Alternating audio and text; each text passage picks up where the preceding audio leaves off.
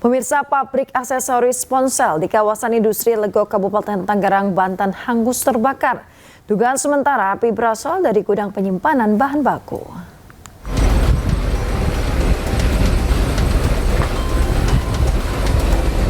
Kebakaran hebat melanda pabrik produsen aksesoris HP di kawasan industri Lego Kabupaten Tangerang. Banyaknya material yang mudah terbakar membuat api menghanguskan gudang dan ruang produksi. 6 unit damkar dikerahkan ke lokasi untuk memadamkan api. Menurut saksi, kebakaran bermula dari adanya kepulan asap di bagian gudang penyimpanan bahan baku. Tidak ada korban jiwa dalam insiden ini. Polisi masih menyelidiki penyebab pasti kebakaran. Dari Kabupaten Tangerang, Banten, Aimarani, A-News melaporkan. Kita ke informasi berikutnya, pemirsa. Setelah diotopsi, jenazah anak sekolah dasar yang dibunuh oleh tetangganya dibawa ke kampung halamannya di Indramayu, Jawa Barat untuk dimakamkan.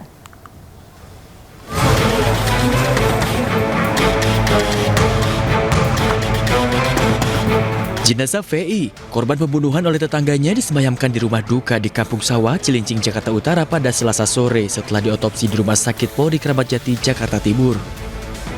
Suasana duka pun menyelimuti kediaman korban yang masih duduk di bangku sekolah dasar kelas 6 ini. Pada Selasa malam, keluarga membawa jenazah korban ke kampung halaman di Indramayu, Jawa Barat untuk dimakamkan.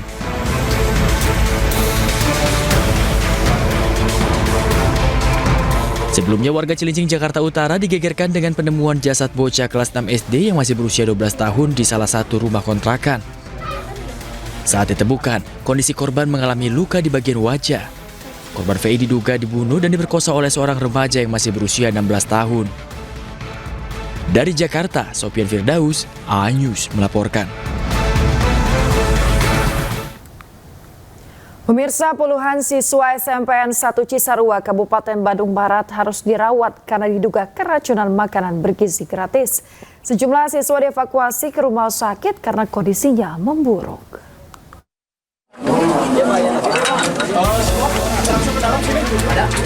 Petugas mengevakuasi siswa yang diduga keracunan MBG di SMPN 1 Cisarua, Kabupaten Bandung, Jawa Barat. Siswa dievakuasi dengan menggunakan ambulan ke Rumah Sakit Cibabat.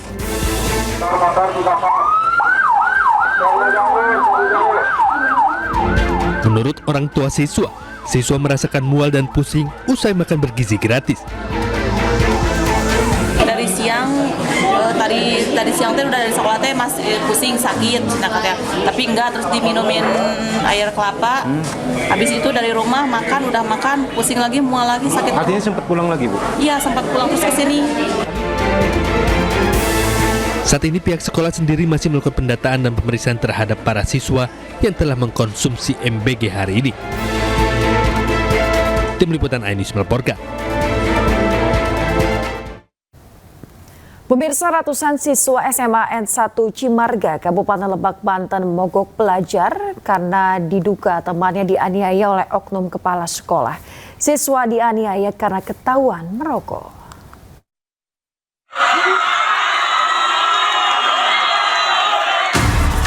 Ratusan siswa berhamburan ke halaman sekolah melakukan aksi menolak kekerasan di lingkungan pendidikan di Kabupaten Lebak, Banten. Awalnya korban inisial RI dan IN dipanggil untuk diberikan teguran karena diduga ketahuan merokok.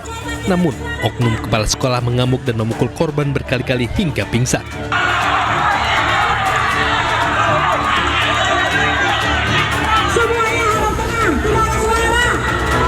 Aksi protes berlangsung damai, namun penuh emosi.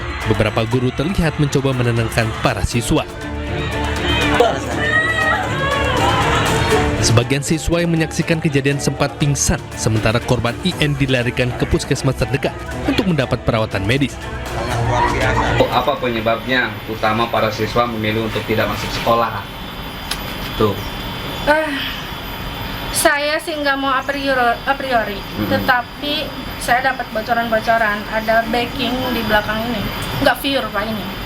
Itu Bu, ada berapa siswa Bu yang hari ini mau total? Semua itu? Karena di bawah tekanan Pak. Hari ini Pak Sekda mengeluarkan statement terkait status kepala sekolah SMA 1 Cimarga ini langkah-langkah cepat yang dilakukan oleh Pemprov Banten menjadi atensi prioritas. Tujuannya adalah supaya peserta didik kita segera melaksanakan kegiatan belajar mengajar sebagaimana mestinya. Selain itu, Kepala UPDT Pendidikan Wilayah Lebak menyebut telah menginstruksikan agar kegiatan belajar mengajar di Semat 1 Cimarga segera kembali berjalan normal. Dari Lebak, Banten, Iskandar Nasution, iNews melaporkan.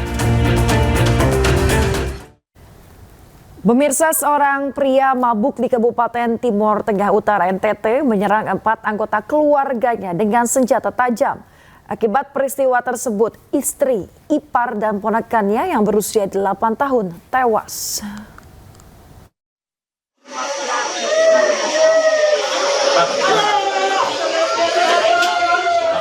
Beginilah suasana duka di ruang jenazah RSUD Keva Menanu, Kabupaten Timor Tengah Utara NTT.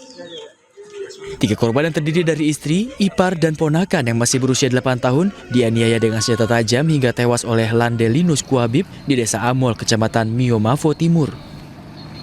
Sementara 1 korban berusia 14 tahun selamat dan masih dirawat intensif di rumah sakit. Korban terkena sabetan senjata tajam saat mencoba menyelamatkan adiknya. Diketahui sebelum penganiayaan, pelaku yang dalam kondisi mabuk terlibat cekcok dengan korban. Polisi datang ke lokasi menggelar olah TKP dan memeriksa sejumlah saksi untuk mendalami motif pelaku.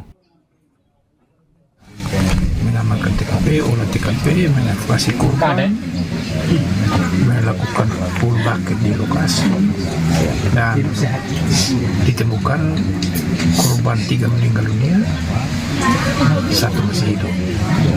Terus tersangka sudah diamankan dengan barang bukti, namun motifnya masih kita dalam. Kini pelaku telah diamankan untuk proses hukum lebih lanjut. Keluarga korban berharap pelaku dihukum seberat-beratnya. Dari Timur Tengah Utara NTT, Sefnat Besi, iNews melaporkan. Pemirsa, unit PPA Satreskrim Polres Metro Jakarta Selatan terus selidiki kasus tewasnya terapis Delta Spa di sebuah lahan kosong di kawasan Pejaten Barat, Pasar Minggu, Jakarta Selatan. Penyidik telah serahkan sampel organ korban untuk ketahui penyebab kematian.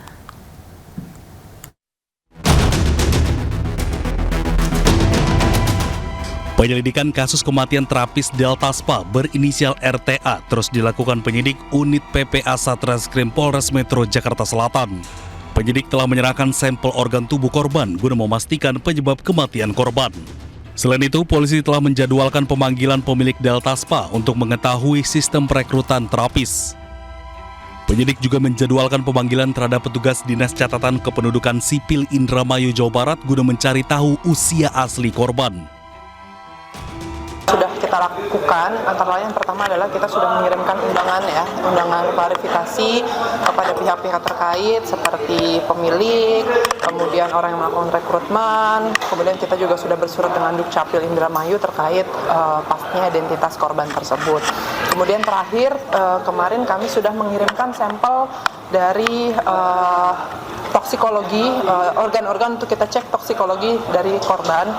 Nanti menunggu hasil itu dulu dari Puslapfor, kemudian nanti dapat disimpulkan oleh Rumah Sakit Polri terkait penyebab kematian dari korban seperti apa.